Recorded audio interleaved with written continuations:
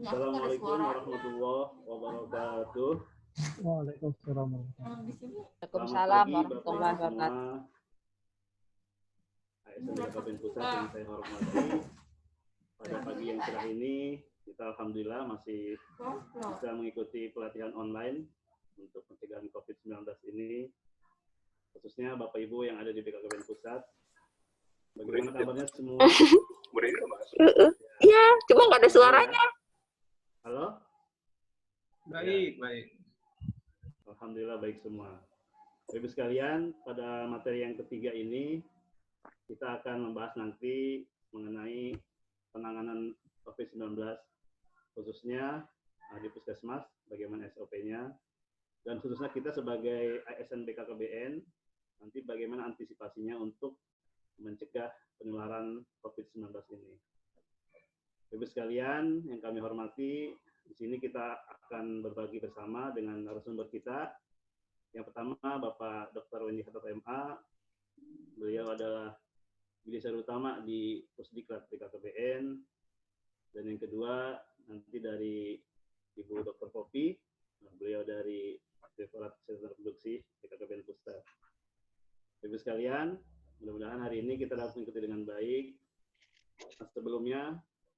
Sebelum kita ikut materi, pada pagi hari ini kita sudah mendengar kabar duka, yaitu telah meninggal Nyonya Nofrijal, dan kita sebagai ASN BKKBN khususnya turut kita semua.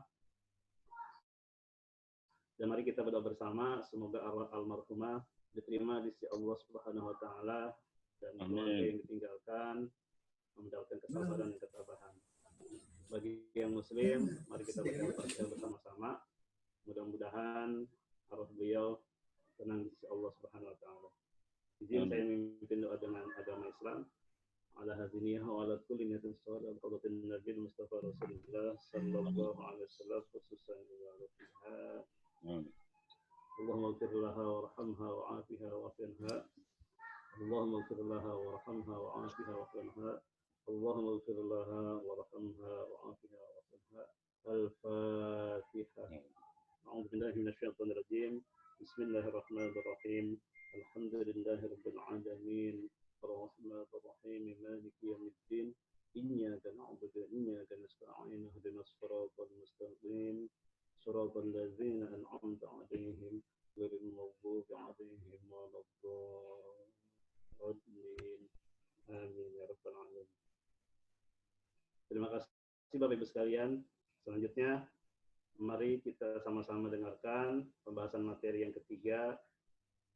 Sebelumnya Bapak Ibu telah menerima materi yang pertama mengenai konsep COVID, yang kedua mengenai pencegahan, dan yang ketiga tentang penanganannya. Nanti materi akan kita bahas. Yang pertama penyampaian dari Bapak Wendy, lalu yang kedua dari Ibu Popi. Selanjutnya nanti kita akan lakukan tanya jawab. Kepada narasumber, dimohon waktunya untuk 15 menit untuk pemaparannya. Silakan dipaparkan sesuai dengan slide yang ada. Bapak Ibu sekalian, mari kita simak sama-sama kepada yang terhormat Bapak Dr. Wendy Hatta MA. Kami persilakan. Ya. Baik, terima kasih Pak Sofyan. Bismillahirrahmanirrahim. Assalamualaikum warahmatullahi wabarakatuh. Waalaikumsalam. Assalamualaikum warahmatullahi wabarakatuh. Selamat pagi semuanya, teman-teman BKKBN. Ya, jadi pada pagi ini kita akan sharing ya mengenai pembelajaran materi yang ketiga, yaitu penanganan COVID-19, terutama bagi ASN BKKBN. Ya. Kemarin yang ke-1, ke-2 tentunya teman-teman sudah sangat paham sekali yang dijelaskan oleh Dr. Abidin, ya, kemudian Dr. Tuti, kemudian Bu Dora, dan Bu siapa satu lagi? Bu Riri, ada Bu Eli. Bu ya, Bu Viola. Ya, tentunya itulah dasar-dasar mengapa BKKBN mengadakan pembelajaran ini. Ya, pertama memang kita sebagai ASN, ASN itu adalah public service, ya, pelayanan umum bagi masyarakat, ya, terutama. Dan tentunya juga dasarnya karena BKKBN ini juga bergerak di bidang ketahanan keluarga, ya, tentunya dari ketahanan keluarga itu tidak terlepas daripada kesehatan keluarga itu sendiri. Jadi ini kita adalah mempunyai kewajiban sebagai ASN, sebagai pelayan masyarakat untuk dapat mengedukasi, ya, ya, memberi pembelajaran kepada masyarakat yang bisa kita jangkau, ya baik itu berupa langsung maupun tidak langsung, ya berupa bisa dengan menggunakan sosial media dan sebagainya. Ya ini adalah yang penting. Ya tentunya teman-teman sudah paham sekali latar belakang apa itu corona, ya, dan mengapa corona itu sifat-sifatnya kemarin sudah sangat jelas sekali, ya. Jadi memang corona ini adalah suatu virus influenza, ya, dia sebetulnya dia mempunyai keluarga, ya. Ini adalah salah satu keluarga daripada corona. Yang pertama yang sudah diketahui adalah mengenai MERS, ya, Middle East Respiratory Syndrome, yang di mana itu yang merebaknya adalah di Middle East, di Timur Tengah. Yang kedua adalah SARS, ya, Severe Acute Respiratory Syndrome, dan yang ini adalah corona. Dia adalah keluarga-keluarga corona, ya, seperti mobil aja, tergantung tahun dibuatnya mempunyai ini masing-masing gitu, ya. Jadi itulah tentunya semua ini menurut literatur itu pertama ditularkan oleh binatang, ya, oleh binatang. Yang pertama dari unta, yang kedua itu dari semacam musang, ya, dan yang ketiga ini sebetulnya secara jelas belum diketahui apakah kelelawar, apakah ular dan sebagainya, masih belum diketahui secara pasti. Ya itu secara umum. Jadi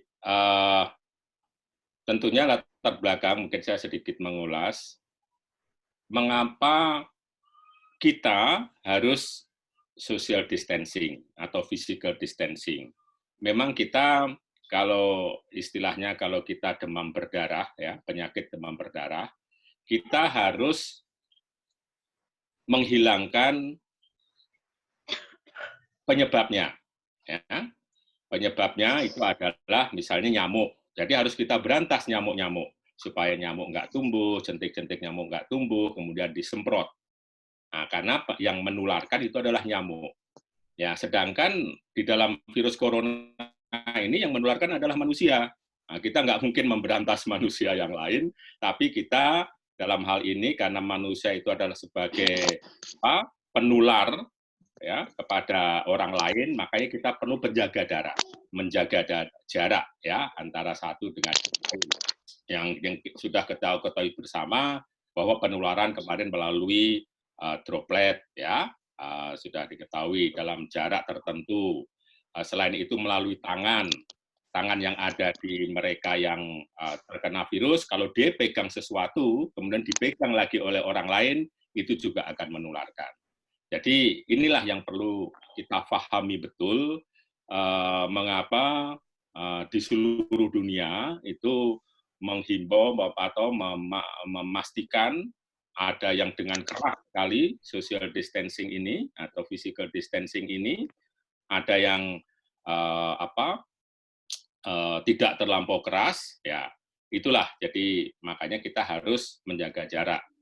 Dan yang kita ketahui bahwa 80% mereka yang tertular itu tidak menunjukkan gejala-gejala. Ini permasalahannya. Jadi kita tidak tahu lawan bicara kita itu tertular atau tidak, ya. Saat ini dalam keadaan sehat, tapi dia potensi menularkan kepada orang lain. Ini permasalahannya, makanya kita perlu jaga jarak tadi, ya, baik pada orang yang sehat dan yang tidak sehat. Ya, apalagi yang tidak sehat gitu. Nah, itulah makanya landasan itu diberlakukan. Memang negara-negara yang lain ada yang memerlukan semacam lockdown, ya, ada social distancing yang sangat ketat sekali, ya. Tapi ada juga yang tidak, ya. Tapi itu terlepas atau berdasar pada budaya kita. Kayak seperti di Korea, mereka sangat patuh ya dengan aturan-aturan yang diberikan kepada pemerintah. Jepang, mereka sudah budayanya setiap orang sakit apapun mereka budayanya menggunakan masker. Ya, jadi dimanapun mereka menggunakan masker. Dan budaya di Jepang dia tidak bersalaman, dia hanya mengangguk dan sebagainya.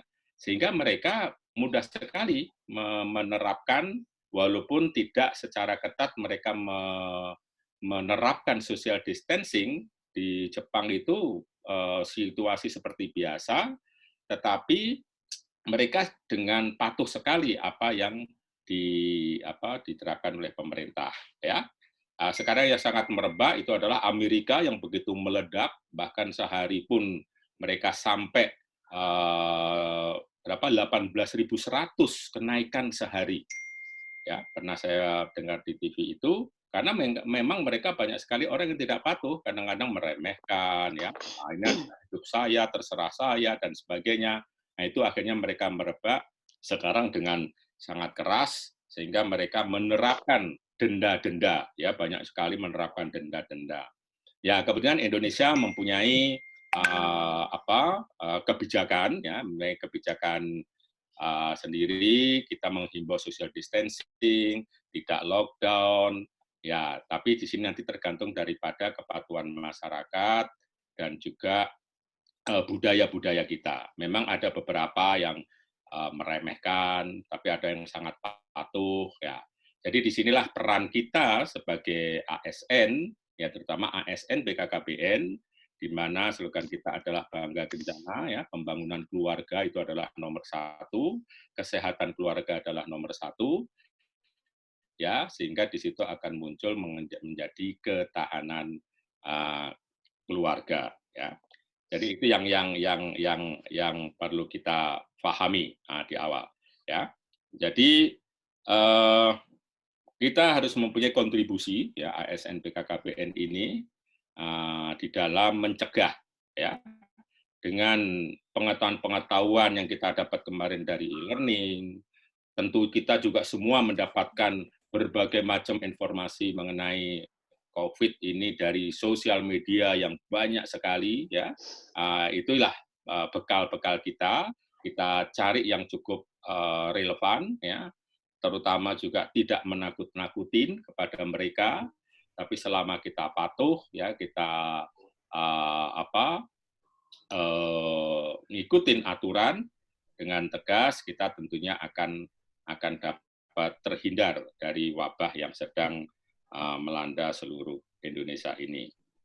Ya, jadi komunikasi ya dan pelayanan publik ini penting kita sampaikan kepada tetangga-tetangga kita, WA grup kita yang betul-betul informatif ya, terutama kepada keluarga-keluarga mereka. Bagaimana mencegah ya kemarin kan apa yang harus diminum untuk meningkatkan imunitas kita, daya tahan tubuh kita harus berjemur dengan di sinar matahari, banyak minum vitamin C dan sebagainya. Itu tentunya sudah Bapak Ibu sekalian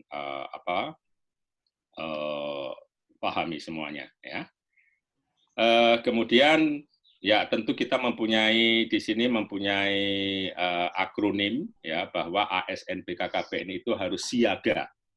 Ya, siaga itu adalah siap selalu ya antisipasi gangguan corona. Jadi kita harus siap selalu, terutama untuk diri kita sendiri.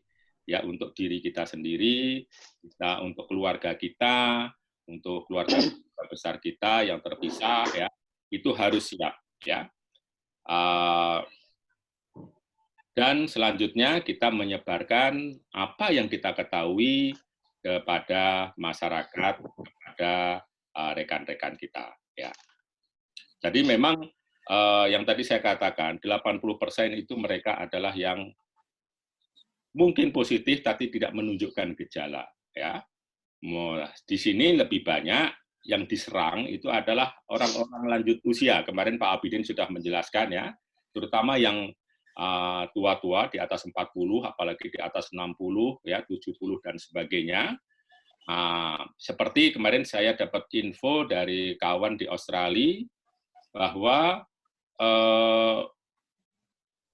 di Australia yang di atas 70 tahun itu tidak boleh berobat ke dokter. Ya, maksudnya mendatangi dokter atau ke rumah sakit. Mereka harus tetap tinggal di rumah. Mereka ada keluhan dia menggunakan telemedicine. Jadi menggunakan online. Nah, nanti dengan keluhan-keluhan misalnya panas dan sebagainya, nanti dokter yang akan datang. Karena dia dengan keluar itu mempunyai risiko yang sangat tinggi. Yang tadinya dia ingin mengecek apakah saya positif atau tidak, ya, dia keluar, dia risiko tinggi. Jadi di Australia sangat ketat bahwa di atas 70 tidak boleh keluar rumah untuk mengunjungi atau berkunjung walaupun itu ke dokter, apalagi ke tempat lain, begitu ya. Jadi di sini dengan telemedicine kemudian nanti dokter akan mendatangi mereka, ya, karena mereka banyak sekali yang komorbid, jadi penyakit-penyakit bawaan yang lain itu untuk orang usia 70 itu sangat banyak sekali, apakah itu diabetes, apakah itu darah tinggi, atau mungkin jantung, ya, asma, dan sebagainya. Nah, kemudian kalau di Amerika juga demikian. Jadi ada saudara saya, dia suami istri, tinggal saja dia di rumah. Anaknya mengirim makanan, itu nggak boleh ketemu.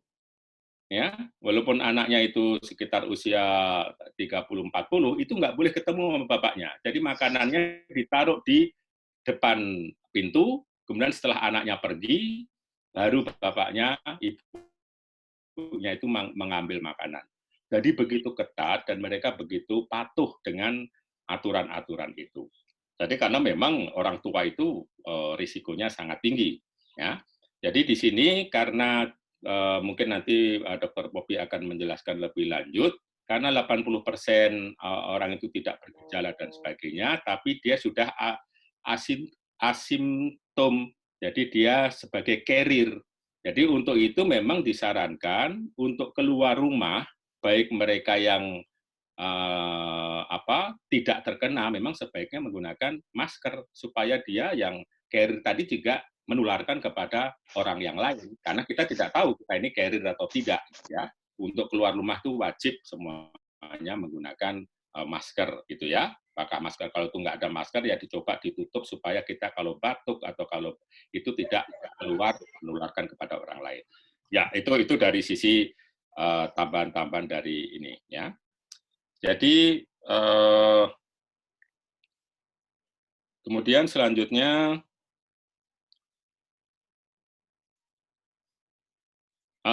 mengenai tujuan dibentuknya ASN BKKBN yang peduli ini, tentunya kita memiliki pengetahuan mengenai konsep dan penyebaran virus yang kemarin sudah disampaikan oleh di materi 1 dan kedua.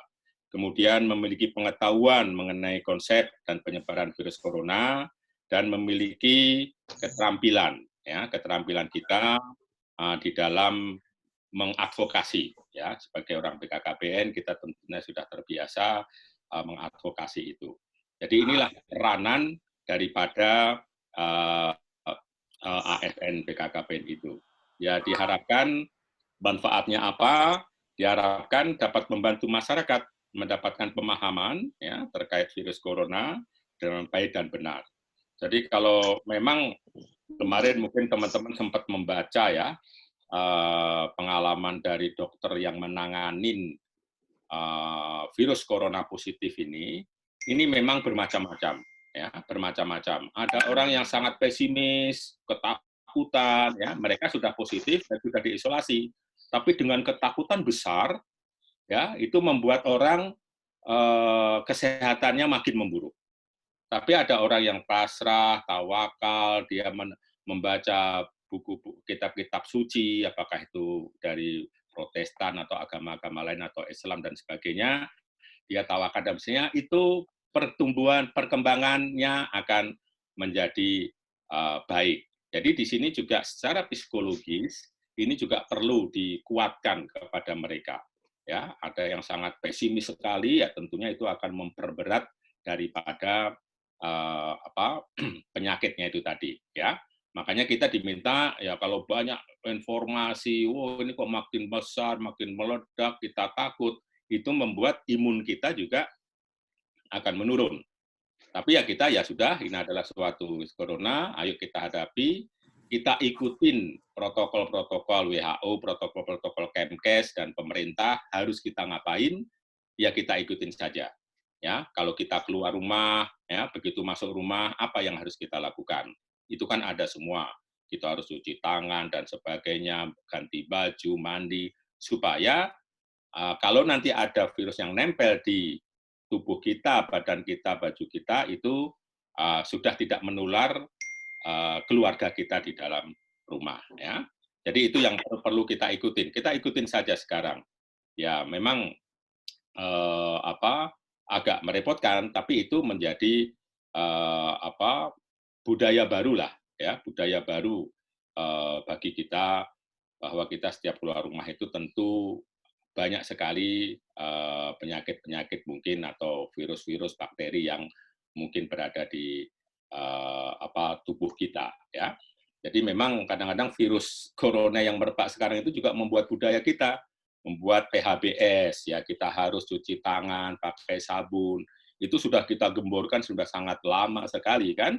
Tapi karena budaya kita itu tidak begitu, ya kadang-kadang kita pun yang mengerti itu juga tidak melaksanakan hal itu. Tapi di sini mudah-mudahan hikmah virus corona ini kita harus selalu begitu dan itu harus terus kita lakukan walaupun nanti virus corona ini akan sudah tidak ada lagi.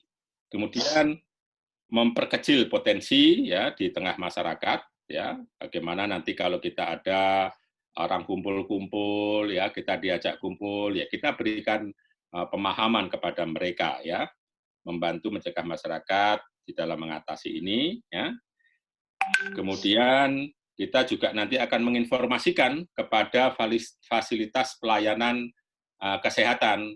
Nah, jadi kita mempunyai mungkin kita hubungkan kalau ada tetangga kita, masyarakat kita yang kira-kira dikasih tahu teman, tetangga bahwa ini memang kita sebagai ASN, kalau bisa kita memberi jalan kepada mereka, ya mereka di mana mereka harus berobat, ya karena ya kemarin yang kita ajarkan kepada PKB, karena kita itu sangat luas sekali, ya ada teman-teman kemarin di PKB dari Lampung, di pelosok dan sebagainya, ya masyarakatnya tidak paham, mereka ini seperti biasa saja, tapi kita perlu memberi pemahaman kepada mereka, ya. Jadi seperti sekarang kita nanti dihimbau untuk walaupun tidak ada larangan sama sekali nanti untuk mudik, tapi memang sebaiknya kita menghimbau sebaiknya jangan mudik, ya kepada yang lain. Makanya kemarin pemerintah mengatakan nanti siapapun yang mudik nanti akan diisolasi selama 14 hari di desanya, di kampungnya, di rumah sendiri. Jadi walaupun dia mudik, ya dia hanya ada di rumah saja, tidak boleh keluar. Nah, nanti akan diterapkan oleh masing-masing pemerintah daerah. Ya, jadi memang kalau bisa, ya usahakan sekecil mungkin kita dapat ikut menularkan atau menyebarkan wabah virus ini. Ya.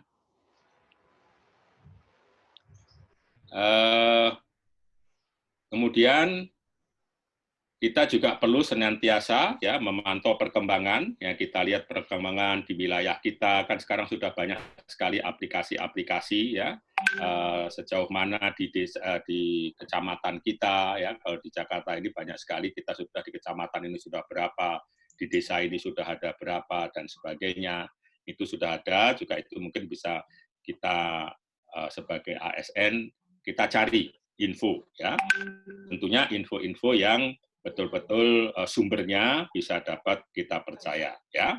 Kemudian kita bisa berhubungan dengan dinas dan sebagainya, mengingatkan, Pak, di sini ada banyak orang kumpul-kumpul dan sebagainya, itu kita juga bisa mempunyai peranan untuk memberitahu, ya. Saya dari BKKBN sebagai ASN ikut ini, ya.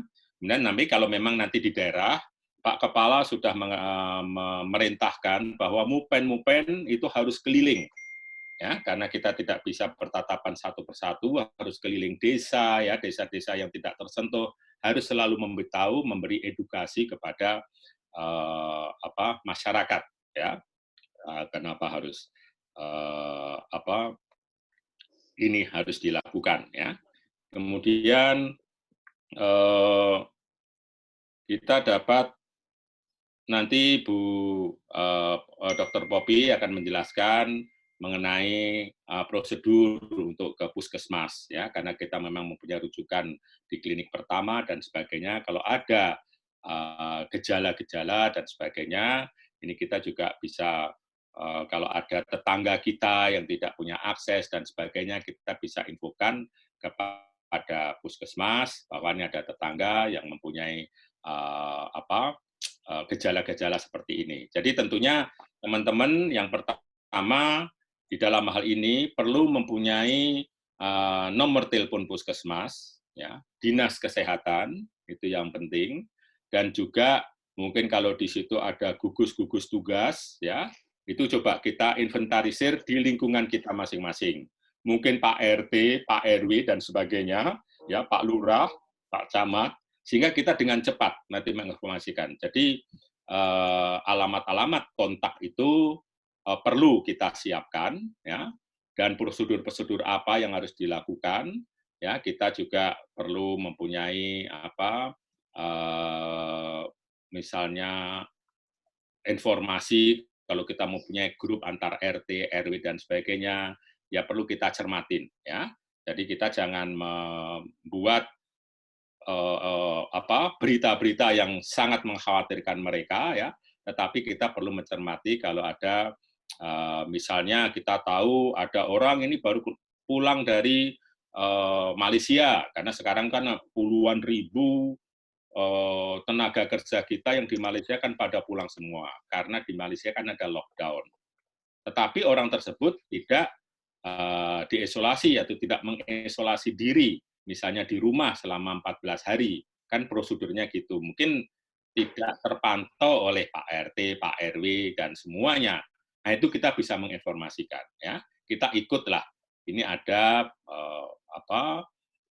tenaga kerja kita dari luar negeri pulang, nah, karena kita khawatir mereka punya potensi untuk itu. Jadi inilah yang perlu kita persiapkan sebagai ASN BKKBN untuk dapat menyiapkan list-list telepon, ya, bagi mereka-mereka yang nanti akan kita hubungi, dan kita juga harus mendengar lingkungan kita, ya, bagaimana situasi dan kondisi masyarakatnya. Ya, mungkin saya rasa dari saya itu, mudah-mudahan nanti dilanjutkan oleh Dr. Poppy mengenai bagaimana itu ke puskesmas dan prosedur dan sebagainya, ya. Terima kasih Pak Sufyan. Demikian kami serahkan kepada Pak Sufyan kembali. Baik, terima kasih banyak Pak Wendy. Alhamdulillah kita banyak mendapatkan wawasan, pengetahuan bagaimana seorang ASN BKKBN untuk mengambil langkah-langkah dalam pencegahan virus corona ini. Baik, untuk selanjutnya kita akan coba lebih mendetail ke bagaimana SOP penanganan di puskesmas khususnya dan pada pelayanan kesehatan lainnya. Kepada Ibu Dr. Poppy, kami persilakan untuk melanjutkan. Ya, terima kasih Bapak Ibu atas perhatiannya. Assalamualaikum warahmatullahi wabarakatuh. Waalaikumsalam. Terima kasih sebelumnya Pak Wendy sudah menerangkan cukup jelas. Nah, di sini saya akan memberikan pengertian dulu atas beberapa definisi yang saya pikir masih agak rancu. Mungkin bagaimana pembedaannya dari definisi-definisi ODP, PDP, atau OTG. Di sini dimulai dari yang derajatnya ringan, yaitu orang tanpa gejala, yaitu orang yang tidak bergejala dan memiliki risiko tertular dari orang yang terkonfirmasi COVID-19. orang tanpa gejala tersebut merupakan kontak erat dari kasus konfirmasi COVID-19. Nanti kita juga terangkan apa itu yang dimaksud kontak erat dan kasus konfirmasi. Selanjutnya yaitu orang dalam pemantauan. Nah, ini yang banyak orang masih apa sih perbedaan jelasnya antara ODP dengan PDP. Jadi kalau orang ODP itu dia masih dalam pemantauan, jadi masih dilihat. Belum baik itu dia mempunyai gejalanya dari ringan dan sedang, yaitu demam lebih dari 38 derajat Celcius, kemudian atau ada gejala sistem pernafasan seperti pilek, batuk, sakit tenggorok, dan tidak ada penyebab lain untuk menyebabkan gambaran klinis tersebut. Karena ada juga batuk-batuk yang disebabkan oleh gangguan kardiovaskular, itu juga ada. Dan ada 3 jadi. Dan pada 14 hari terakhir sebelum timbul gejala memiliki riwayat perjalanan atau tinggal di negara wilayah yang melaporkan transmisi lokal tersebut. Nah, orang ODP itu juga ada juga yang orang mengalami gangguan sistem pernapasan seperti pilek, sakit tenggorokan dan batuk, dan 14 hari terakhirnya itu timbul gejala memiliki riwayat kontak dengan kasus konfirmasi COVID-19. Nah, bedanya dengan pasien dalam pengawasan, utamanya terlihat adalah karena dia sudah disebut pasien, berarti dia adalah seorang yang sakit, dan sakitnya itu dimulai dari sedang sampai berat.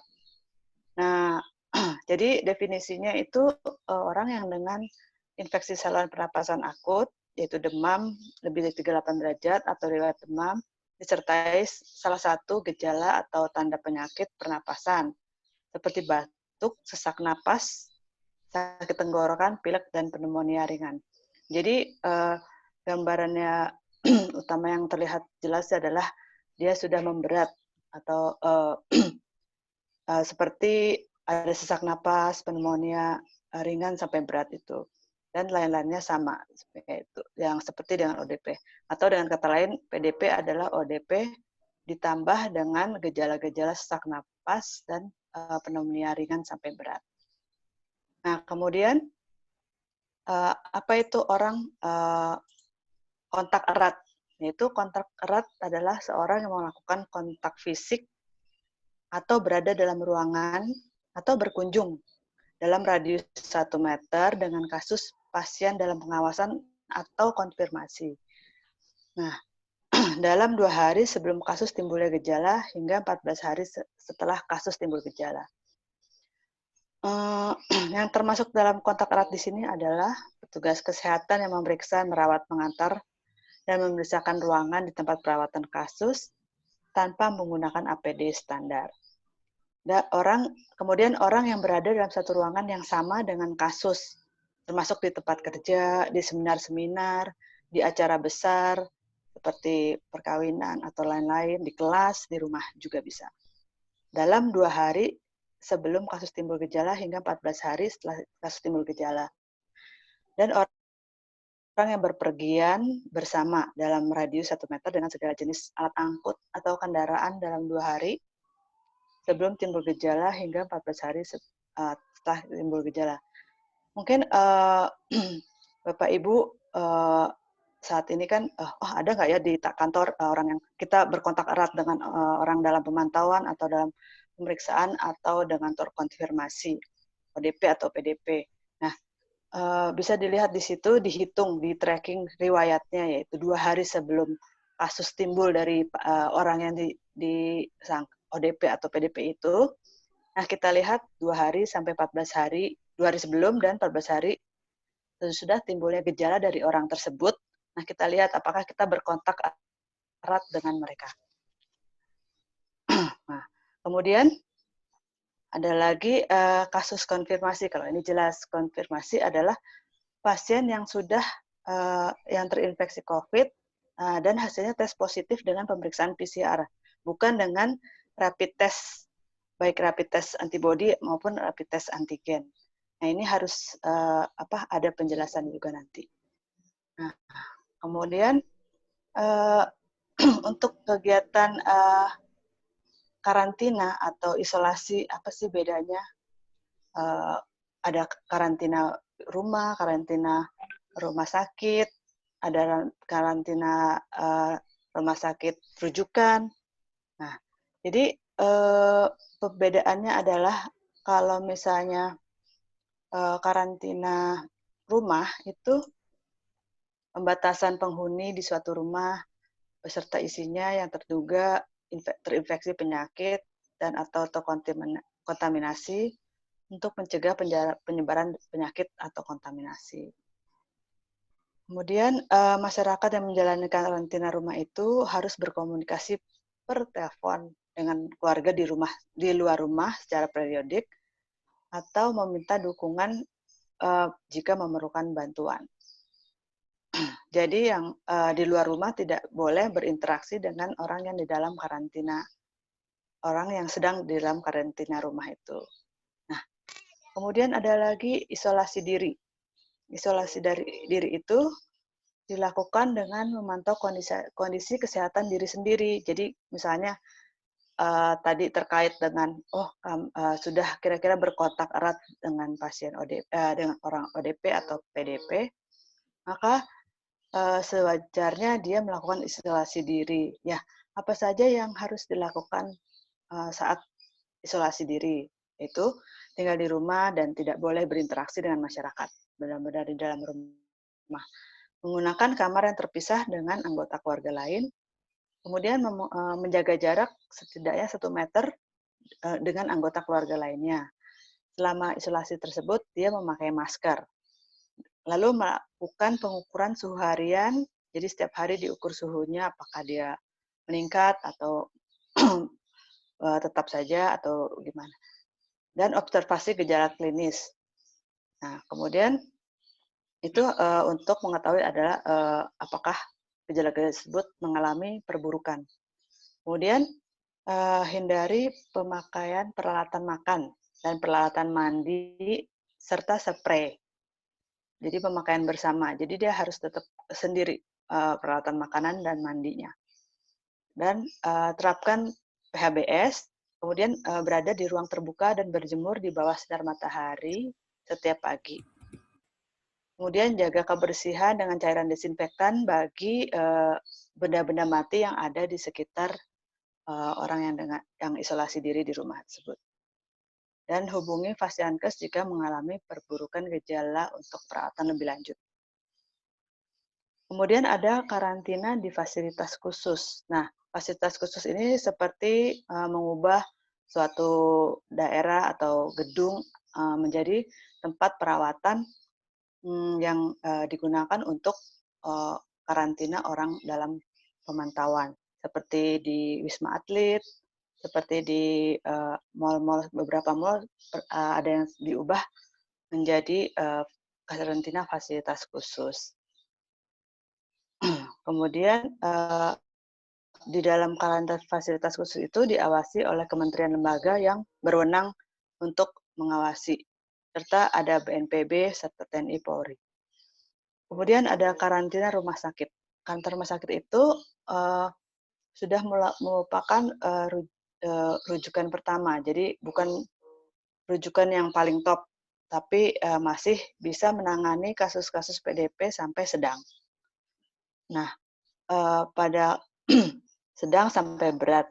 Hal ini untuk melakukan atau memberikan pelayanan bagi pasien-pasien yang gejala perburukan sampai memerlukan ventilator dan lain sebagainya.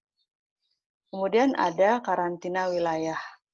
Karantina wilayah itu sudah merupakan pembatasan penduduk dalam suatu wilayah dan pintu masuk beserta isinya yang diduga terinfeksi. Dan biasanya ini direkomendasikan pada daerah epicenter. Sehingga penduduk yang dalam wilayah epicenter itu tidak melakukan perjalanan keluar dari wilayah epicenter tersebut. Kemudian mungkin saya akan menerangkan sedikit mengenai tata cara pemeriksaan atau rapid test perbedaannya dengan tes-tes yang lain. Jadi pada prinsipnya adalah setiap orang tanpa gejala pun dia seharusnya dapat diperiksa dengan rapid test. Kemudian baik OTG ataupun PDP harus awal diberikan rapid test. Untuk rapid test pertama, jika negatif, maka harus diulang untuk 10 hari berikutnya. Jika pemeriksaan ulang tersebut positif, maka direkomendasikan untuk dilakukan pemeriksaan RT-PCR sebanyak 2 kali berturut-turut selama 2 hari di laboratorium. Jadi perbedaannya adalah rapid test dengan rapid test RT-PCR, yaitu jadi rapid test sendiri itu ada 2 juga cara memeriksanya, baik dengan darah maupun diambil swab dari jadi lendir dari tenggorokan atau kerongkongan juga bisa atau di selaput lendir di daerah pernafasan. Nah, kemudian jika rapid test tersebut pertama sudah positif, nah kemudian akan prosedurnya sama dilakukan PCR. PCR itu adalah suatu pemeriksaan di lab dengan mencocokkan DNA dari pasien dengan DNA virus itu. Jika ada yang cocok, maka dia terkonfirmasi positif. Nah, jadi yang diberitakan yaitu kasus positif adalah berarti dia sudah positif PCR-nya. Jadi caranya adalah gitu. Jadi pertama kalau negatif diulang 10 hari, rapid test negatif diulang 10 hari menjadi apakah kalau tetap negatif kita PHBS saja, berarti dilihat selama 14 hari, jika tidak ada gejala-gejala berarti dia negatif. Kalau misalnya negatif diulang positif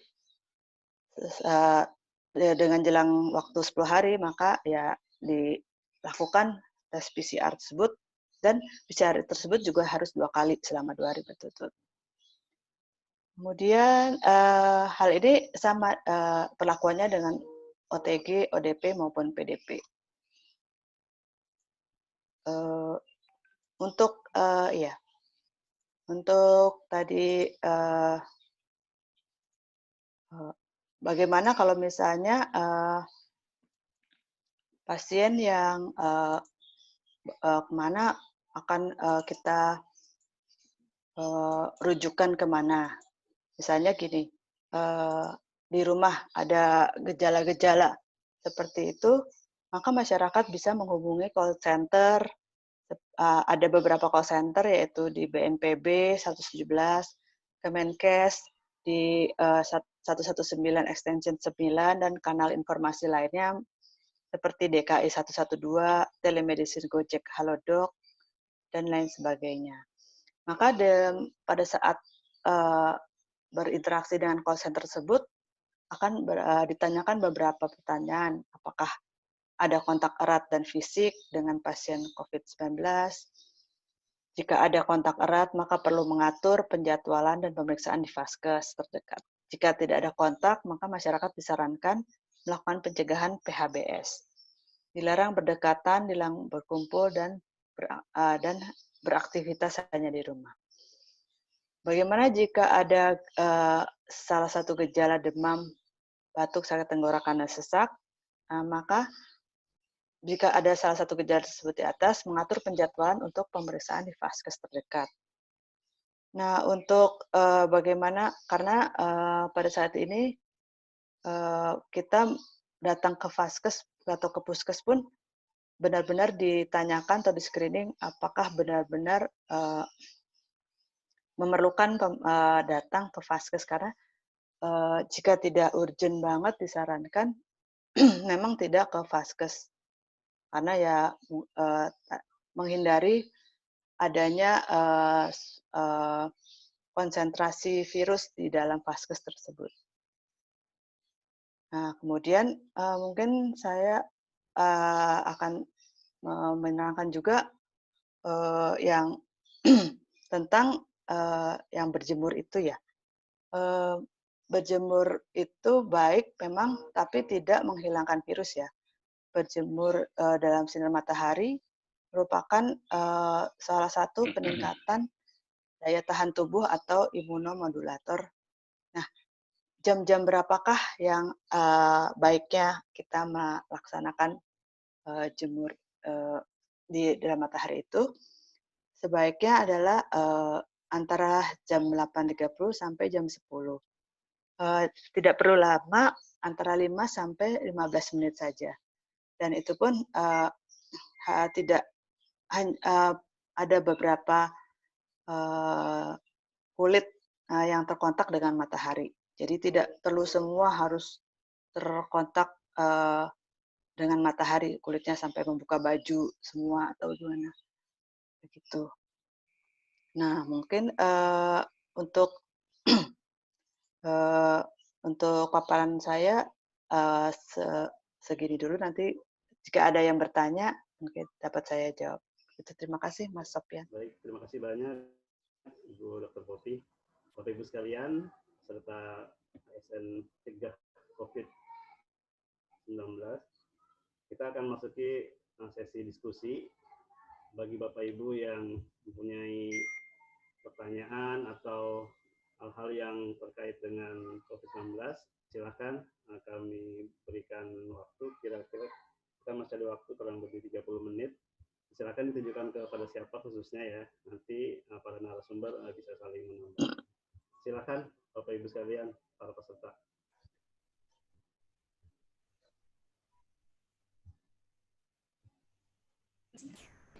Pak Sofyan, Ibu Anissa Halimah.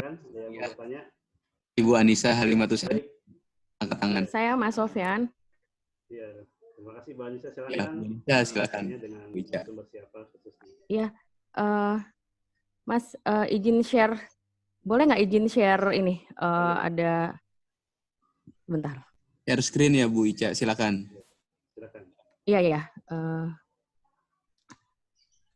Bisa nggak ya? Bisa nggak? Kelihatan nggak ya? Nah, udah kelihatan belum? Sedang proses. Ya. Oh iya. Ya.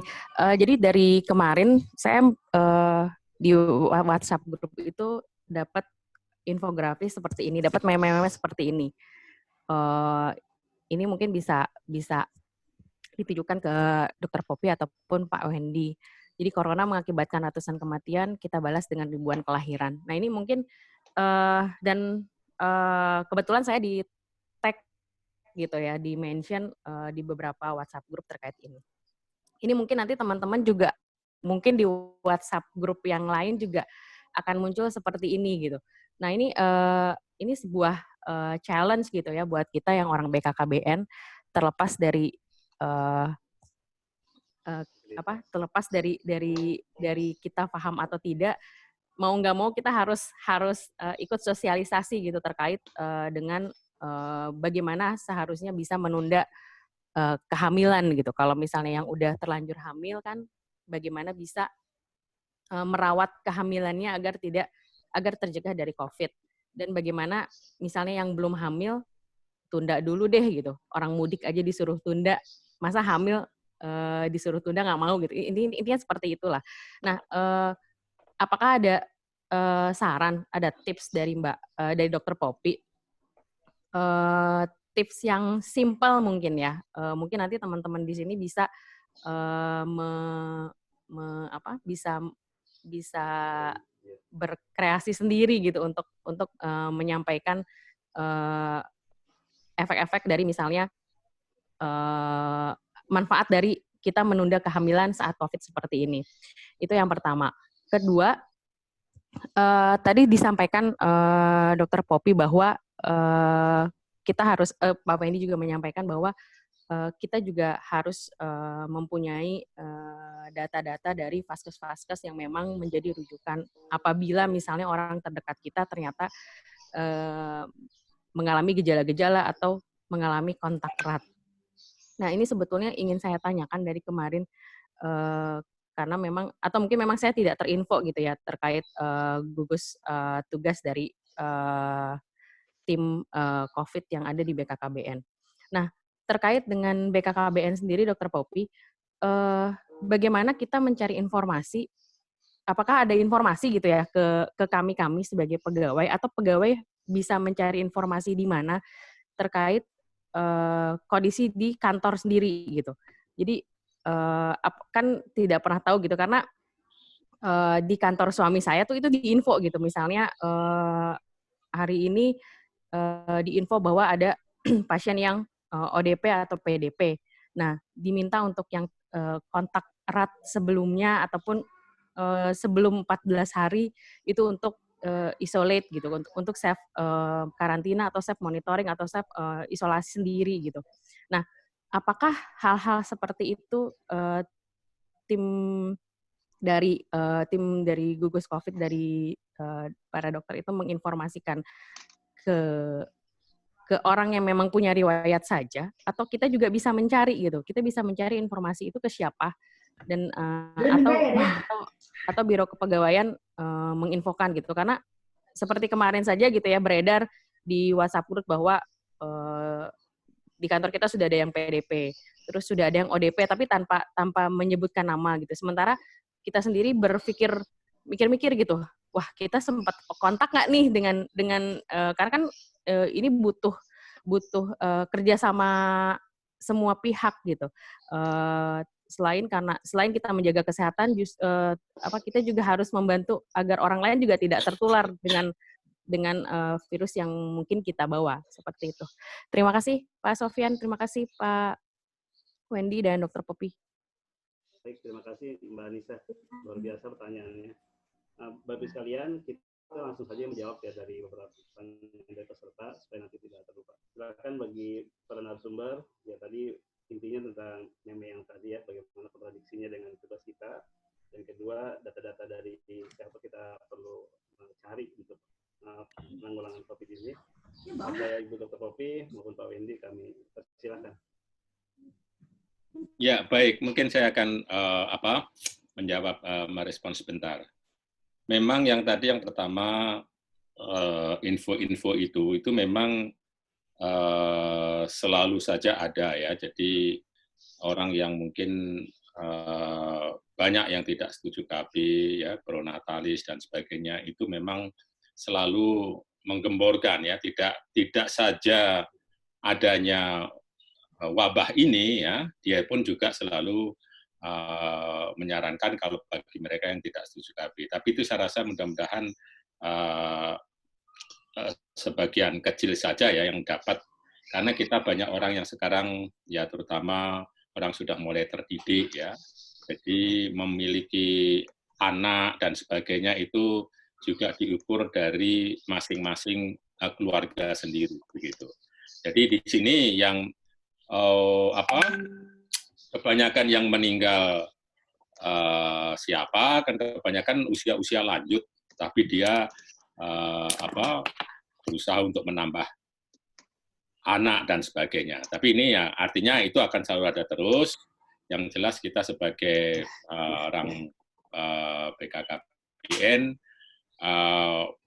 mungkin mereka juga menginginkan suatu pendapat kita secara frontal, tapi sebaiknya itu tidak perlu diinikan secara nanti malah kita khawatir kontraproduktif. Itu memang keinginan mereka supaya kita juga yang jelas kita selalu mengeborkan bahwa pembangunan keluarga, kualitas keluarga, pendidikan keluarga, dan kesehatan keluarga itu adalah yang penting nomor satu. Jadi bukan dari sisi anak. Terkait dengan tadi, info itu memang betul Mbak Anissa ya, jadi ini sangat penting sekali, terutama kita baru dibentuk gugus tugas yang ada di BKKBN. Mungkin disampaikan saja siapa yang menjadi tim di situ, kan kemarin SK kepala sudah ada, ya, sampaikan terus terang, kita perlu tahu sebetulnya siapa-siapa, ya, mungkin karena kita kan selalu berhubungan di kantor, apakah kita pernah ketemu, kontak fisik beberapa hari yang lalu dan sebagainya, kita sehingga mempunyai informasi sebetulnya, dan juga trackingnya kalau memang ada, mungkin teman-teman gugus tugas juga harus men-tracking itu juga. Jadi misalnya di kantor kapan terakhir, pernah rapat enggak, di hari apa dan sebagainya ya. Apalagi nanti kalau memang ada yang positif dan sebagainya gitu ya. Jadi itu mungkin saya juga perlu ya, karena sudah ada gugus tugas yang levelnya sudah menyempit, yaitu di BKKBN di kantor sendiri. Mungkin info-info itu menurut saya perlu. Jadi karena kemarin sudah ada SK, siapa yang bertanggung jawab ya, ketua hariannya Pak Abidin, ya mungkin itu bisa disampaikan. Saya rasa saya sangat mendukung itu. Terima kasih. Silakan Pak Sofyan. Ya, mungkin sedikit ditambahkan. Silakan Ibu Dokter untuk menambahkan. Ya. Ya, untuk itu pasti memang ada pro dan kontra lah, biasa seperti itu. Nanti kalau dirasakan perlu, kita yang sebagai tim gugus tugas mungkin perlu memberikan KIE yang untuk mengcounter meme seperti itu. Nah, untuk yang kedua, yang bagaimana, apakah diinformasikan? Memang harusnya diinformasikan, tapi tidak bisa mencari tahu. Jadi misalnya pegawai mencari tahu nih siapa yang positif, siapa yang ODP, PDP gitu. Tapi informasi diberikan dari tim gugus tugas untuk dilacak keberadaan dari siapa-siapa kontak yang dengan ODP dan PDP tersebut. Tentunya di gugus tersebut ada tim yang menangani khusus untuk pemantauan dan penanganan dari pasien ODP atau pasien-pasien tersebut. Itu saja Mbak Anissa. Terima kasih Dr. Poppy. Berarti nanti diinfo ke orang yang punya riwayat ya, berarti ya? Iya. Soalnya kan saya juga dengar dari beberapa teman-teman, mereka agak khawatir gitu, jangan-jangan pernah kontak atau seperti itu. Karena memang belum jalan sih Mbak sekarang itunya. Form identifikasi aja belum beredar kan. Nah, kita juga belum punya rekapannya siapa-siapa yang ada indikasi ODP atau PDP itu. Ya, boleh tanya lagi kan Mas Sofyan? Ya, maksudnya menanggapi, boleh nggak? Iya, silakan. Ya, Mbak Poppy, gini, ini kan penting juga ya terkait terkait stigma terhadap orang-orang yang memang di stempel OTG, ODP, PDP. Nah, ini juga mungkin harus terus disosialisasikan gitu, karena kita kan nggak pernah tahu nih ya, apakah misalnya saya ini kan orang tanpa gejala, apakah juga karier membawa virus atau enggak. Benar. Tapi juga tidak bisa gitu kita menstigma teman-teman kita yang misalnya statusnya ODP atau PDP gitu. Maksudnya jadi kita kayak takut gitu ketemu orang gitu. Nah, ini juga ini juga mungkin yang menjadi penting gitu saat ini gitu. Jadi kayak misalnya kayak kemarin waktu saya piket di kantor, jangan ke lantai ini, katanya ini gini. Loh, saya bilang, loh, kenapa stigmanya tuh seperti itu gitu. Kita jadi kayak ketemu sama orang jahat gitu loh. Padahal kan sebetulnya ini kita sama-sama bekerja sama untuk saling membantu untuk agar membantu mencegah dan membantu untuk tidak menularkan kembali gitu ke orang lain seperti itu. Gimana nih, Dok? Iya. Nah, justru untuk diberikan informasi sejelas-jelasnya itu juga menghindarkan dari stigma negatif tersebut. Jadi apa sih yang kita harus edukasi kepada teman-teman kita di kantor jika mengetahui ini ada kontak atau ada apa atau takut tertular. Nah, itu harusnya memang ada yang harus edukasi seperti itu sampai mereka tidak menganggap itu sebuah stigma. Karena stigma itu juga bukan hanya di pasien, tapi di nakesnya juga malah makin lebih parah kayaknya stigmanya itu, sampai tidak diterima di rumahnya, tidak boleh masuk ke rumah dan lain-lain sebagainya, itu karena kurangnya pemahaman dari orang-orang sih kayak gitu. Harusnya memang kita berikan edukasi balik lagi ke situ. Ya, betul sekali, Ibu. Oke, makasih banyak. Sama-sama. Terima kasih, Mbak Anissa.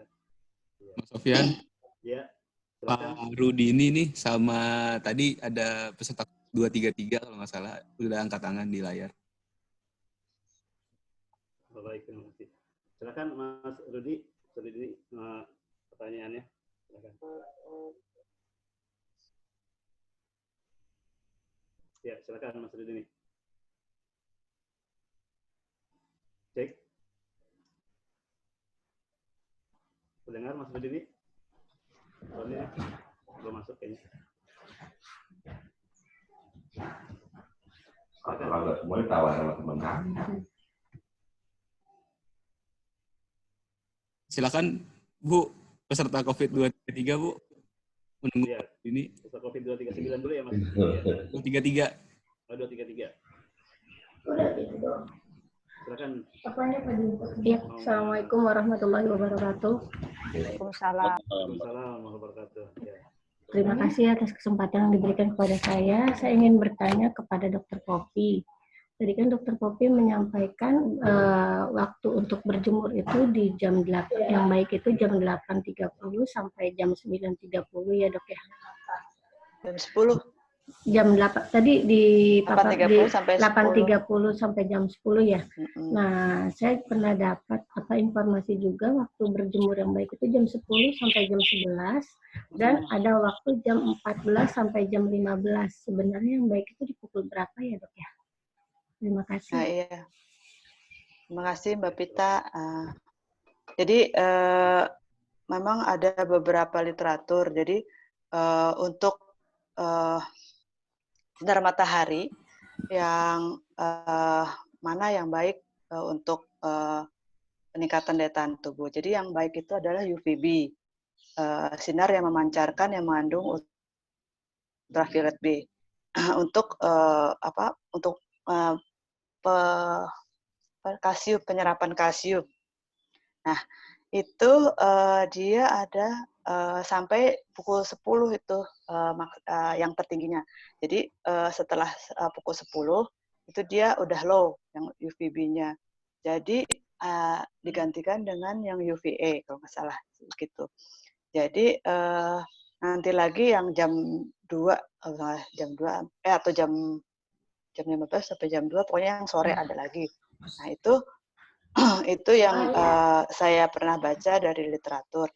Nah, ada beberapa akibat jika terpapar UVA dan UVB, dia beda-beda. Jadi untuk UVA itu jika terpapar lama, misalnya yang siang hari itu adalah menyebabkan kulit keriput. Sedangkan yang untuk UVB dia kalau kelamaan ya, dia akan kulit gosong gitu atau lebih gelap. Nah, maka disarankan jam segitu sih, Mbak Pita. Durasinya antara 5 sampai 15 menit. Gitu. Terima kasih banyak Dok atas infonya. Makasih sama-sama. Ya, untuk berjemur malam kita berjemur di pagi hari ya. Baik, para narasumber, selanjutnya ada chat ya, pertanyaan dari peserta COVID 235. Ini bagaimana meng-KIE bagi petugas mengangkut sampah kalau dilihat dari gejalanya? Apakah virus yang berasal dari kotoran sampah atau yang dari yang lainnya? Lalu bagaimana dengan petugas sampah yang tidak memakai masker dan sarung tangan? Karena itu berpotensi untuk kena virus. Nah, bagaimana ini, Dok? Untuk petugas sampah yang ada mungkin di sekeliling kita ya, bagaimana mengedukasinya? Jadi ada beberapa jenis barang dari barang-barang atau benda mati yang bisa bukan menyimpan virus itu berada di atas dari permukaan benda-benda tersebut. Nah, yang paling lama itu adalah plastik memang. Dia virus itu bertahan 72 jam. Nah, tapi plastik itu kalau terkena sinar matahari memang dia akan mati dengan lebih cepat jika terkena panas. Nah, untuk penanganan sampah itu kan sudah berbaur atau bercampur.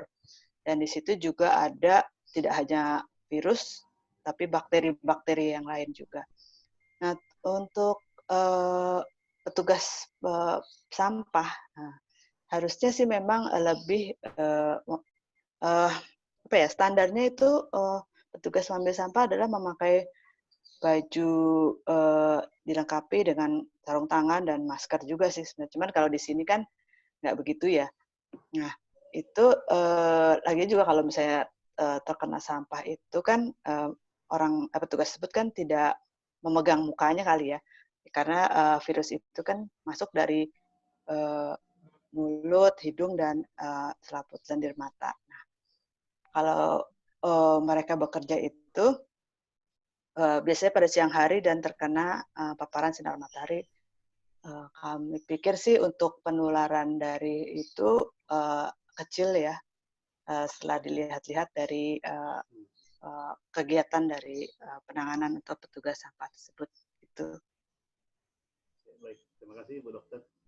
Nah, Yep. Selanjutnya ini ada pesan juga dari chat serta di COVID-198 serta COVID-198 bertanya apakah di temperatur tinggi atau panas bisa mengalahkan virus. Artinya apakah temperatur tinggi itu bisa mengalahkan virus corona. Demikian. Maaf, tadi apa virus? Temperatur tinggi atau panas bisa mengalahkan virus corona. Iya, jadi intinya kalau dia virus itu berada di benda mati, dia terkena matahari atau panas, dia lebih cepat mati virusnya. Tapi kalau yang sudah masuk ke dalam tubuh, mau berjemur seperti berapa lama pun, dia sudah masuk ke dalam tubuh. Gitu. Ya, terima kasih. Ya, selanjutnya ini dari Mbak Yovita ya. Ada juga pertanyaan mengenai tugas BKKBN. Rencananya dimulai kapan? Apakah diadakan semacam survei? Karena di Jakarta setiap hari sudah ada yang terkena virus ini. Jadi pertanyaannya, bagaimana rencana kerjanya gitu?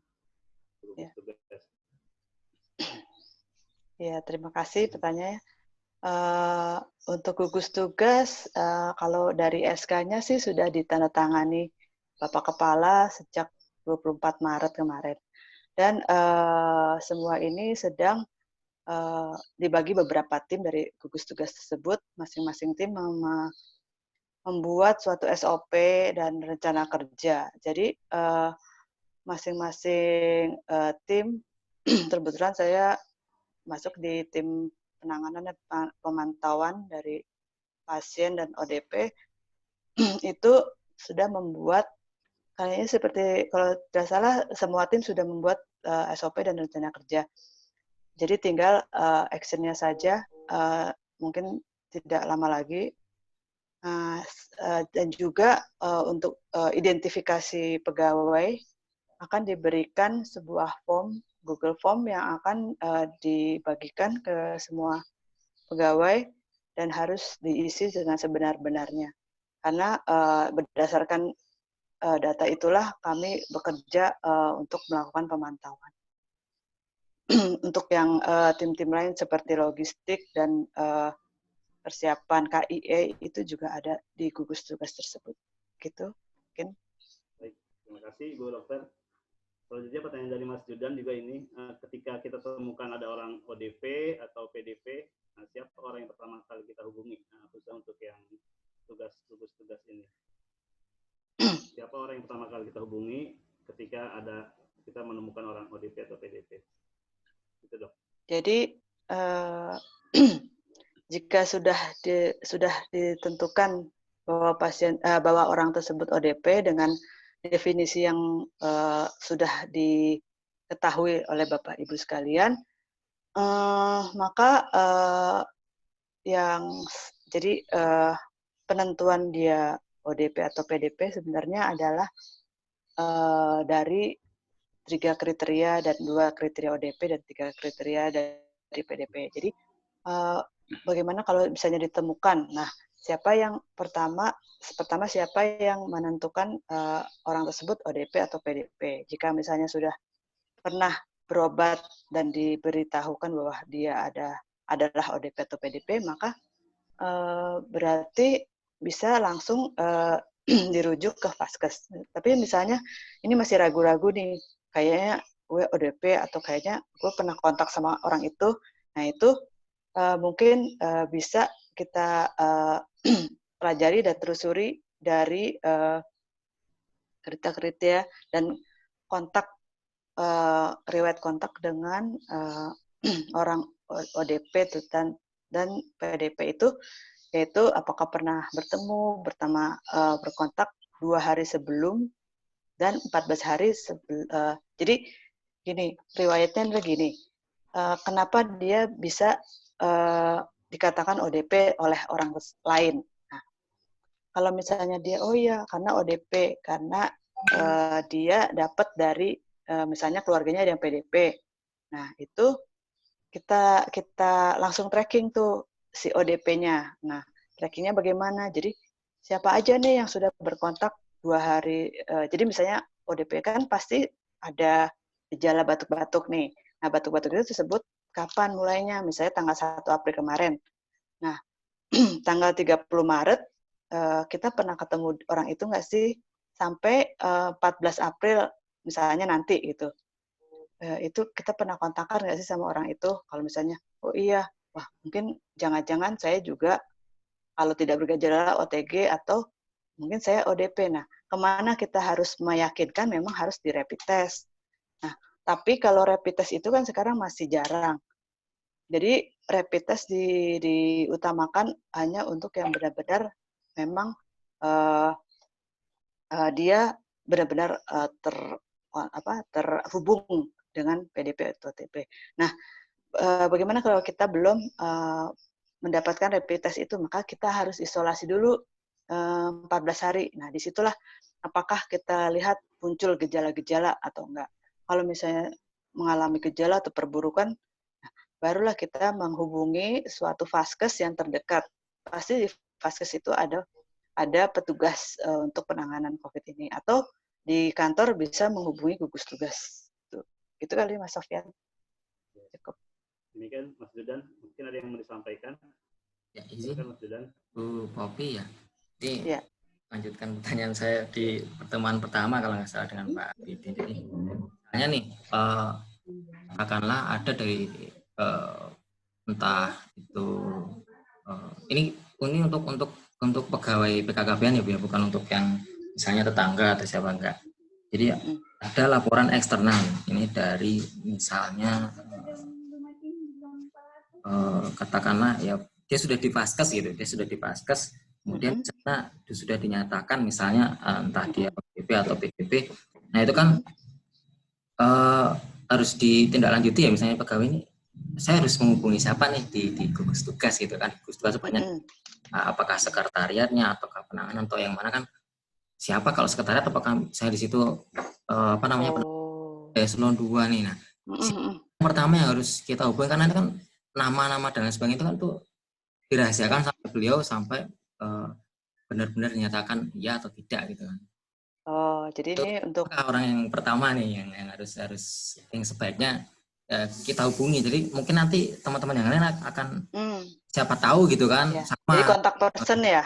Iya, kontak person siapa nih yang harus kami pertama kali biar nggak ya, mana-mana. pasti. Terima kasih. Jadi khusus untuk pegawai BKKBN ya di lingkupnya. Ya pasti nanti dari gugus tugas tersebut akan nge-share kontak person siapa yang harus dihubungi pertama. Nanti kontak person itulah yang akan melingkan dengan tim mana yang akan bergerak untuk menghubungi dari pegawai tersebut. Begitu sih Mas. Jadi memang harus cepat sih gugus tugas ini memberikan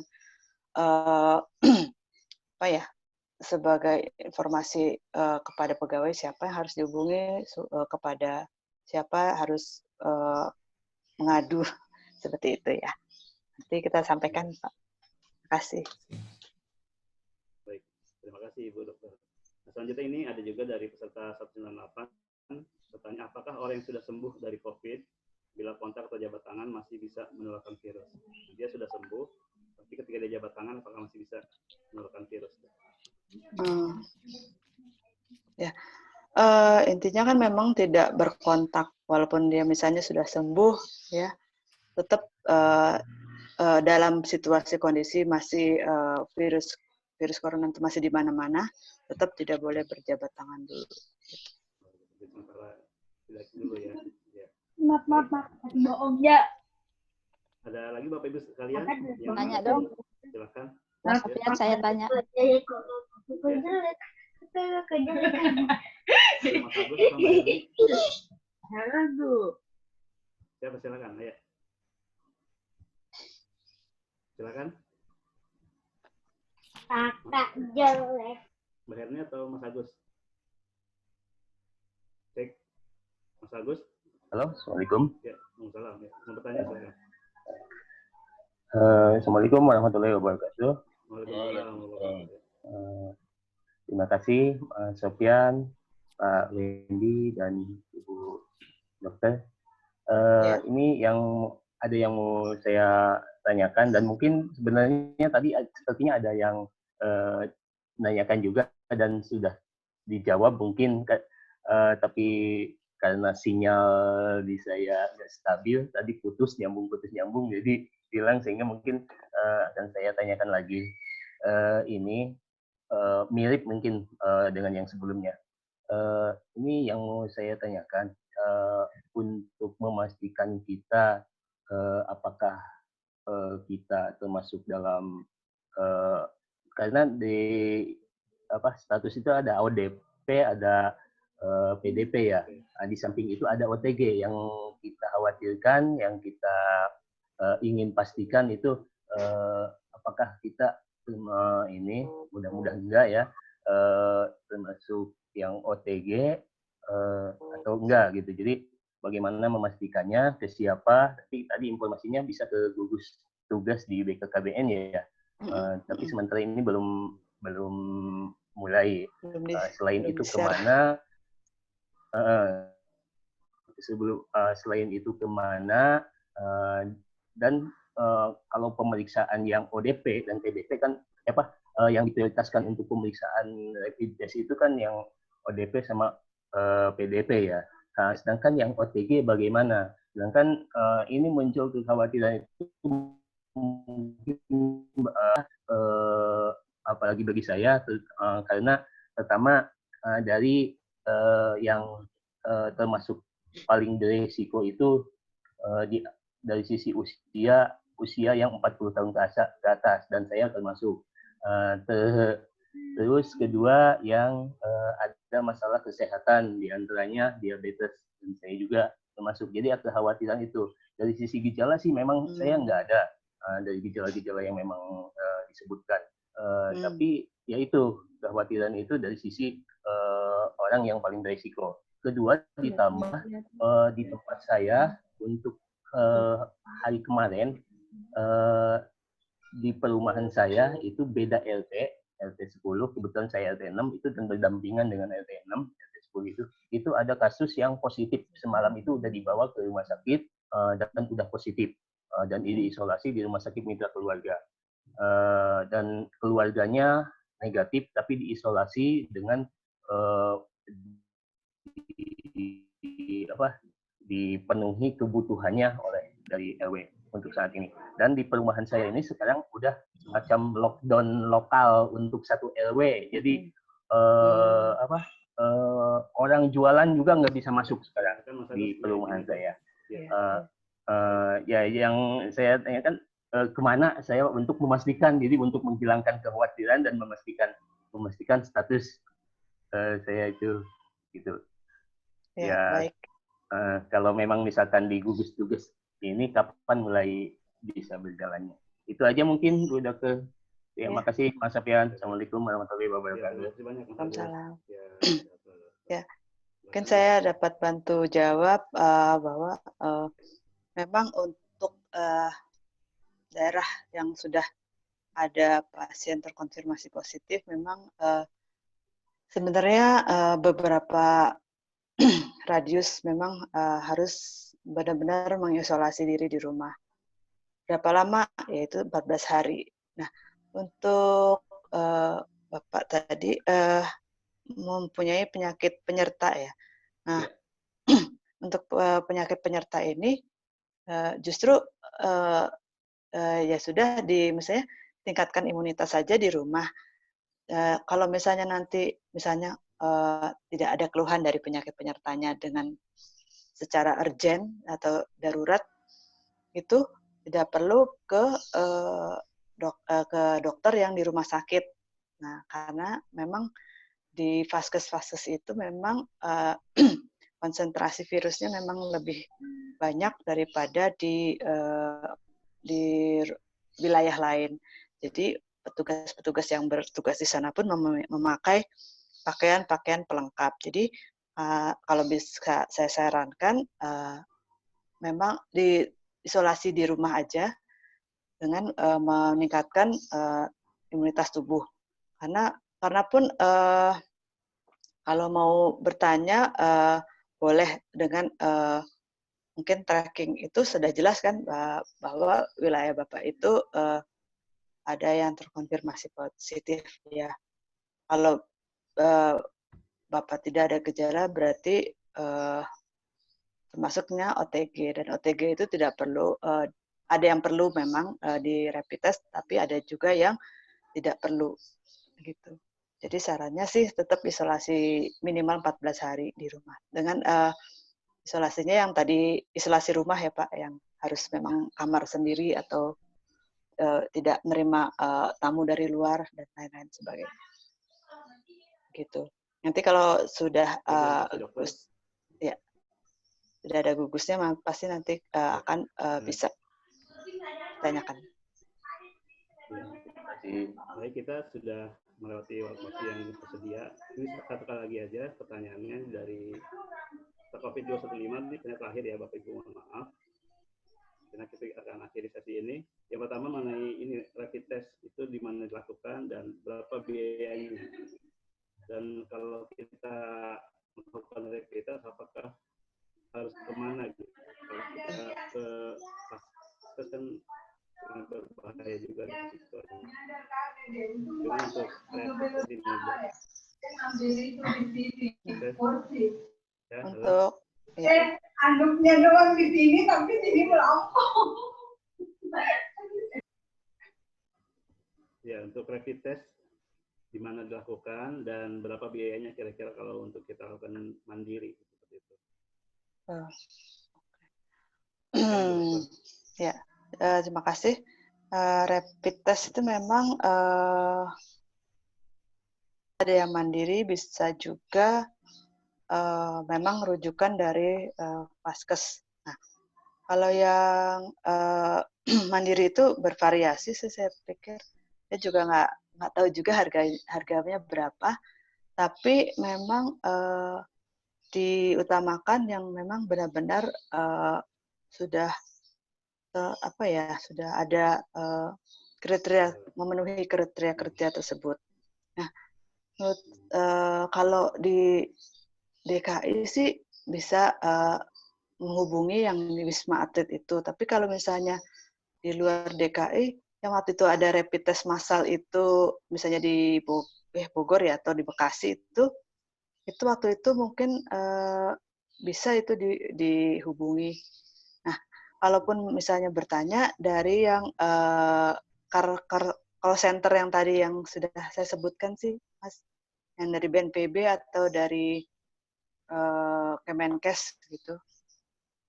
Kalau misalnya mandiri ya itu berarti tetap kan harus melalui nakes, walaupun tidak di vaskes pemerintah atau nakes di vaskes swasta mungkin bisa membantu untuk itu. Baik, terima kasih banyak Bu Dokter. Baik, Bapak Ibu sekalian yang saya hormati, mungkin kita cukupkan untuk sesi ini. Untuk closing statement mungkin dari Pak Wendy untuk menutup materi ini. Pada Bapak Ibu, kami mohon untuk menyimak dari peran closing statement dari Pak Wendy. Silakan Pak Wendy. Ya, baik ya kawan-kawan semua ASN BKKBN. Jadi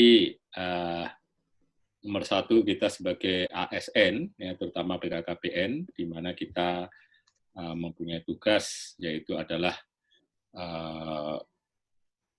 mengenai ketahanan keluarga, ya dalam hal ini kesehatan keluarga adalah nomor satu, ya terutama keluarga kita sendiri dan keluarga-keluarga rekan-rekan kita, kemudian juga di sekitar kita.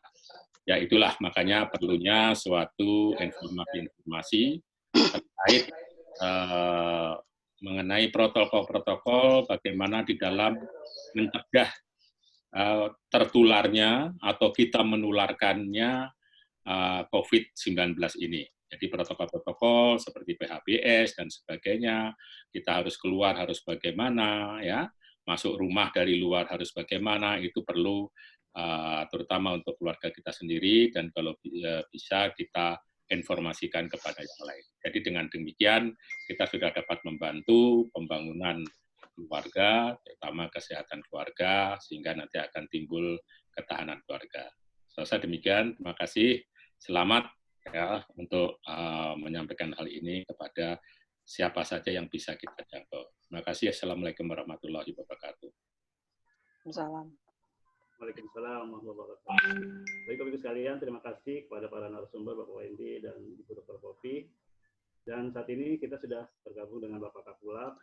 Dan untuk selanjutnya kita cukupkan untuk materi yang ketiga tadi, kita akan mengikuti sesi penutupan. Nanti kita akan tutup untuk materi pelatihan online ini, mulai dari kemarin, dari Selasa, dan ujungnya pada hari ini, pada hari Jumat ini, kita semua sudah mengikuti acara pelatihan online ini, mudah-mudahan mengikuti dengan baik, dan semuanya dapat kita serap materinya, dan nanti kita aplikasikan di kehidupan kita, apakah di keluarga, atau di masyarakat sekitar kita. Kepada yang terhormat Bapak Kapulap, kepada Dr. Maksududin, mungkin nanti ada sesi penutupan, mohon arahannya. Kepada Bapak Kapulap, segala hormat kami persilakan. Ya. Halo Pak. Mas Sofyan? Iya Pak. Siap. Sudah ada suara ya? Sudah Pak. Cek, masuk Pak. Kita mulai. Suara taliwang ini. Siap, Pak. Ya, ini sudah di Jakarta, Pak Wendy. Oh, Jakarta. Saya pikir masih Jakarta karena ya di sana juga tidak bisa keluar rumah. Baik, jadi nggak bisa karena diawasin istri atau gimana? Jadi suasananya lebih mencekam di daerah. Oh gitu. Informasi yang gencar dari Pemda, dari semua pihak, sehingga ya agak mencekam suasananya sedikit. Walaupun ya kalau kita ke pasar, ke jalan gitu, situasinya masih normal. Tapi kalau kita lihat media massa itu. Baik, terima kasih Mas Sofyan. Assalamualaikum warahmatullahi wabarakatuh. Waalaikumsalam. Pak Wendy, fasilitator yang kami hormati, Dr. Poppy, serta fasilitator yang lain, teman-teman dari Widya Suara, kemudian teman-teman admin di Pusdiklat, singkatnya semua peserta learning yang tentu sekarang hampir menjadi alumni COVID, artinya ya memiliki pengetahuan paling tidak untuk menyampaikan kepada masyarakat kita. Peserta learning dari pejabat ASN eselon 4. Pertama, tentu kita bersyukur kepada Allah Subhanahu wa taala bahwa proses pembelajaran ini telah dapat kita lakukan sejak pembukaan sampai sekarang kelihatannya lancar, alhamdulillah. Walaupun memang sekarang suasana kita agak berduka pagi ini karena istri dari Pak Sestama, Pak Nafrizal, pagi ini berpulang ke rahmatullah. Oleh karena itu, mari kita berdoa semoga almarhumah diterima oleh Allah Subhanahu wa taala, diterima amal kebaikannya, diampuni segala dosanya, dan meninggalkan dunia fana ini dalam keadaan husnul khotimah. Semoga keluarga besar Bapak Nafrizal itu diberikan kesabaran dan ketabahan dalam menghadapi musibah ini. Kematian memang sesuatu yang pasti, teman-teman sekalian. Makanya ada yang mengatakan kematian karena COVID ini sekitar 2-3%, tapi kematian karena tanpa sebab pun kemungkinan kematian itu adalah 100%. Artinya kita semua akan meninggal, akan mati gitu. Oleh karena itu saya pikir mari kita persiapkan diri kita sebaik-baiknya sehingga ketika saatnya tiba kita kemudian siap untuk menghadapi itu. Memang kembali ke COVID, COVID ini di Indonesia memang kematiannya cukup tinggi, yaitu hampir 10% ya, hampir 10% dari yang terkena positif itu hampir 10%. Padahal rata-rata di seluruh dunia itu sekitar 2-3%. Tingginya tingkat kematian COVID di Indonesia ini tentu harus kita evaluasi kenapa bisa terjadi seperti itu. Salah satu sebetulnya yang menjadi penyebab saya kira adalah karena informasi yang disampaikan ke masyarakat mungkin belum tepat. Atau banyak hoax-hoax yang beredar, hoax-hoax. Misalnya terakhir saya terima WA dari teman di salah satu grup, itu mengatakan ini cerita dari seorang yang positif dan diisolasi.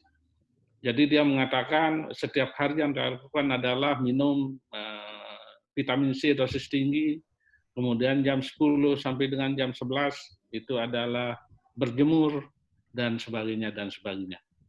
Tapi logika saya hanya mengatakan bagaimana orang diisolasi itu bisa berjemur, padahal dia tidak boleh keluar sama sekali. Ini adalah informasi-informasi yang tentu kita harus telaah, kita harus saring. Itu yang disebut saring sebelum sharing. Oleh karena itu saya kira dengan pelatihan yang telah diberikan selama beberapa hari ini, walaupun melalui e-learning, tentu akan menambah wawasan teman-teman sekalian. Sehingga kemudian nanti ketika menyampaikan informasi kepada masyarakat kita, kepada tetangga terdekat kita, kepada orang sekitar kita, termasuk kepada keluarga besar kita di rumah masing-masing, tentu kita bisa memberikan informasi yang benar. Apabila informasi kita sampaikan dengan benar, tentu bisa kita cegah. Karena sesungguhnya ini bisa kita cegah. Satu lagi yang beredar hoax misalnya itu, ini menular lewat udara. Padahal dapat kita bayangkan teman-teman sekalian, kalau seandainya betul COVID ini bisa menular lewat udara, karena kemarin pernah ada salah seorang yang positif itu adalah pernah naik kereta KRL dari Bogor ke Jakarta, maka dapat kita bayangkan kalau seandainya betul itu bisa menular lewat udara, maka satu gerbong, satu kereta itu mungkin sudah terkena. Oleh karena itu, tapi WHO alhamdulillah sudah mengkonfirmasi bahwa COVID-19 atau virus corona ini tidak menular melalui udara, tapi melalui droplet-droplet, ya. Yang droplet itu pun kemudian nanti nempel di kayu, nempel di plastik, nempel di mana, nempel di meja dan sebagainya, kemudian dipegang oleh orang lain, kemudian orang lain itu memegang mulut, telinga, mulut, hidung atau mata, maka disinilah awal penularannya. Jadi informasi, karena kalau betul hoax yang beredar itu, ini kan mencekam. Oh ini menular lewat udara, artinya ya dia bisa menular orangnya jauh yang positif, kemudian dekat, orang yang jauh itu bisa tertular karena menularnya lewat udara. Tentu ini akan menambah cekam ya masyarakat, menambah ketakutan masyarakat, yang tentu berefek tidak baik. Sehingga sekarang orang ya karena begitu gencarnya orang sekarang batuk saja sudah merasa agak takut batuk-batuk ya. Kenapa? Karena nanti kemudian orang berpikir macam-macam. Jadi teman-teman sekalian, oleh karena itu pengetahuan yang diberikan tentu oleh para ahlinya, oleh dokter-dokter yang memang kita libatkan dalam kegiatan ini yang ada di BKKBN, tentu kemudian mudah-mudahan memberikan bekal bagi teman-teman sekalian, sehingga paling tidak bisa memberikan informasi yang positif, informasi yang benar kepada masyarakat. Mari kita kurangi informasi-informasi yang meresahkan masyarakat. Makanya sekarang sedang dicoba salah satu penanggulangannya, salah satu hal yang dilakukan adalah memberikan informasi-informasi yang positif ya kepada masyarakat sehingga masyarakat tidak takut. Di rumah kemarin saya coba untuk tidak setel TV selama dari pagi sampai malam gitu, tidak setel TV. Suasananya kemudian terasa lebih nyaman. Sampai anak saya kemudian mengatakan, ya lebih baik kita tidak usah setel TV saja. Kalau setel TV rasanya kok meresahkan gitu, tapi ketika tidak setel TV rasanya rumah lebih nyaman. Kenapa? Karena hampir 24 jam yang sekarang di media sosial itu adalah berita-berita tentang yang meninggal karena ini dan seterusnya, kemudian tindakan-tindakan masyarakat, ada yang lockdown lokal, lockdown RW, lockdown macam-macam. Ini yang terjadi Bapak dan Ibu. Kenapa? Karena informasi itu yang diberikan itu tidak semuanya benar. Oleh karena itu, inilah hajatan kenapa kemudian kita memprioritaskan kegiatan e-learning tentang COVID-19 akan kita sebarluaskan, sehingga mendapatkan informasi yang benar. Dengan mendapatkan informasi yang benar, tentu nanti teman-teman yang sudah e-learning ini akan menyampaikan informasi yang benar. Sehingga kemudian penyebarannya bisa ditekan, masyarakat juga tidak resah. Mudah-mudahan itu yang kita harapkan. Jadi dengan demikian, maka kita harapkan ini segera bisa diatasi penularannya ini, kemudian kita juga masyarakat tidak terlalu tercekam ya, tidak mencekam suasana di lapangan. Mungkin ini yang bisa saya sampaikan pada kesempatan ini, dan tentu apresiasi dan penghargaan yang tinggi kepada Pak Wendy dan teman-teman di Suara yang lain atas telah melakukan bimbingan secara online kepada teman-teman kita, demikian juga Dr. Poppy dan narasumber-narasumber yang lain yang telah memberikan berbagi ilmu pada kesempatan e-learning ini.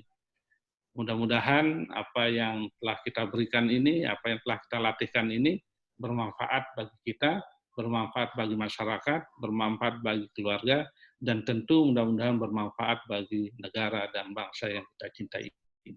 Mungkin ini yang bisa saya sampaikan pada kesempatan ini. Sekali lagi terima kasih kepada teman-teman sekalian. Selamat sudah lulus e-learning ya. Dan tentu kemudian nanti ada sertifikat untuk teman-teman. Kemudian dan terima kasih karena telah mengikhlaskan sebagian pulsanya untuk mengikuti e-learning. Karena bagi yang bekerja mengikuti e-learning ini di rumah, tentu ada pengorbanan berupa pulsa. Tapi bagi yang ikut dari kantor, tentu ini bisa melalui WiFi kantor.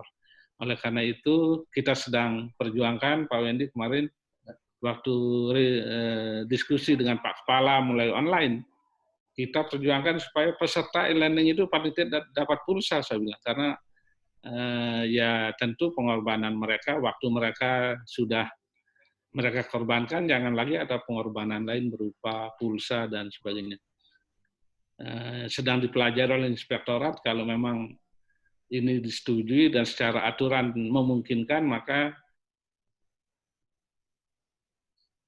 nanti dalam setiap vaksin, karena ini akan terus berlangsung, e-COVID ini terus akan kita sebarluaskan sampai target kita 3.000-an PKB, ASN semua, itu kemudian tentu ini ada pengorbanan pulsa dari teman-teman sekalian, tapi mudah-mudahan kalau disetujui ini, maka kita bisa mengganti paket pulsa teman-teman peserta e-learning ini. Sedang dipelajari oleh inspektorat, mudah-mudahan ini bisa gitu. Karena ya kita memahami kalau seandainya sedang live chat kemudian putus tiba-tiba, nanti kita kira sengaja mematikan HP nanti, padahal itu memang putus karena pulsanya mungkin habis. Karena memang butuh pulsa yang cukup banyak. Mungkin itu, terima kasih sekali lagi kepada teman-teman peserta, para pejabat pengawas yang telah mengikuti kegiatan ini, dan apresiasi penghargaan juga, terima kasih Pak Wendy, dan teman-teman yang lain, para dokter, kemudian Widya Suara, admin, Pusdiklat yang bekerja dari rumah tentu juga mengorbankan pulsa mereka. Malah adminnya katanya sempat jebol pulsanya Pak Wendy itu karena ya menjadi admin dari e-learning ini. Mungkin ini teman-teman sekalian, Bapak Ibu yang bisa saya sampaikan, mudah-mudahan dapatkan selama beberapa hari ini bermanfaat, dunia dan akhirat. Amin ya rabbal Amin. alamin. Terima kasih, dan karena disuruh menutup dengan izin kita semua, mari kita tutup e-learning untuk pejabat pengawas tentang COVID-19 berbasis keluarga ini. Kita nyatakan ditutup secara resmi dengan baca hamdalah. Alhamdulillah. Terima kasih. Wassalamualaikum warahmatullahi wabarakatuh. Waalaikumsalam.